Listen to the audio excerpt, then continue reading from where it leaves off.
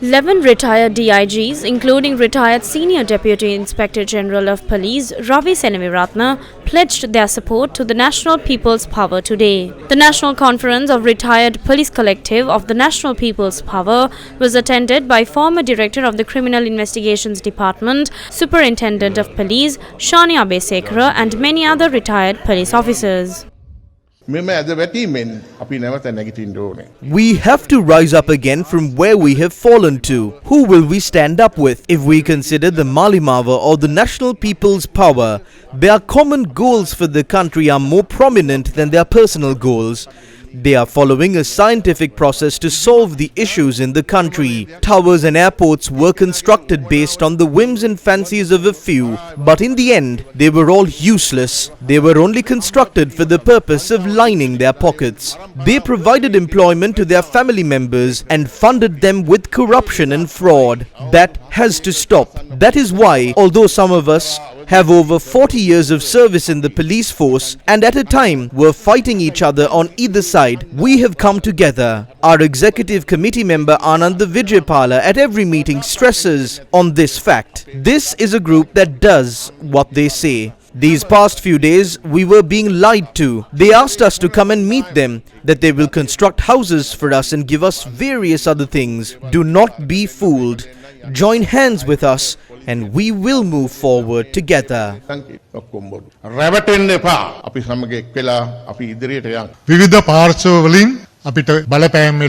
Various parties tried to influence us. Not only me, some of our other officers too experienced this. Our coordinating officer for Monoragala was threatened and asked if he was the one who was organizing this and taking people to Colombo. It came to a point where he had to go and lodge a complaint at the Monoragala police. After the police complaint was filed, they came and apologized. Our coordinating officer was threatened by a national level intelligence service. We formed the Retired Police Officers Collective to build a law-abiding society. The police, the Attorney General's Department and the judiciary. If these three institutions function independently, it will not be too hard to build a law-abiding society in Sri Lanka. A group of youth continued to protest at Galface. This group was attacked by a state-sponsored group and chased away from there. The police were just standing by while all of this happened. They did not use the power that had been given to them. What happened to these officers? They are still holding their office. Is this what should happen in a law-abiding society? On the 8th of January 2015, a presidential election was over and we were on our way back home. On the dawn of that day, the highest-ranking state officials met at Temple Trees and temporarily suspended the results of the election being announced. These state officials decided to announce a state of emergency and impose emergency regulations.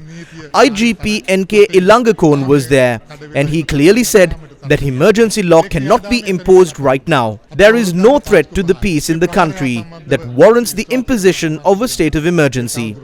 That process stopped right there. We all know about the Easter Sunday attack. We believe that there was a conspiracy behind this attack. That attack was not investigated.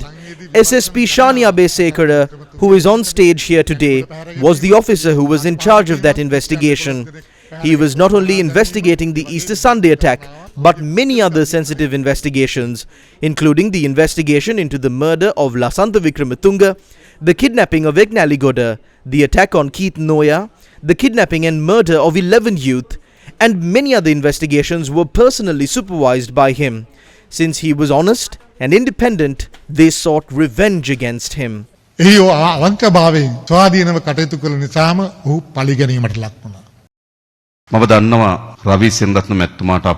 I know the influence that was exerted on Ravi Seneviratne, not only from the government but also from the opposition.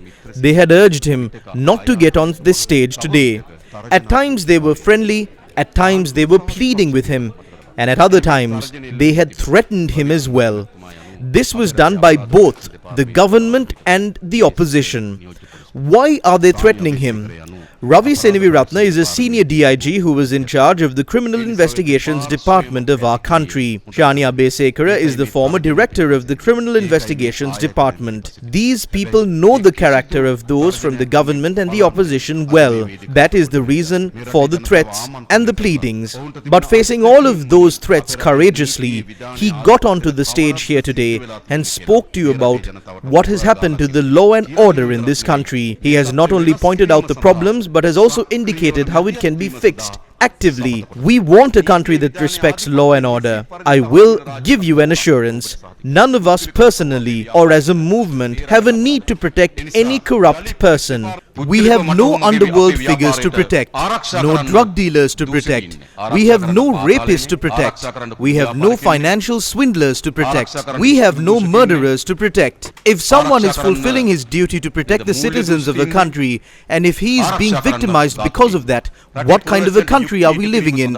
I will give you an assurance, Shani, that you will be given justice under our government. We will give justice to him and officers like him under our government. Therefore, if the powers vested with the police are insufficient, they will be given more powers, and we will create an environment in this country where the law and order can be protected and the police can perform their duties.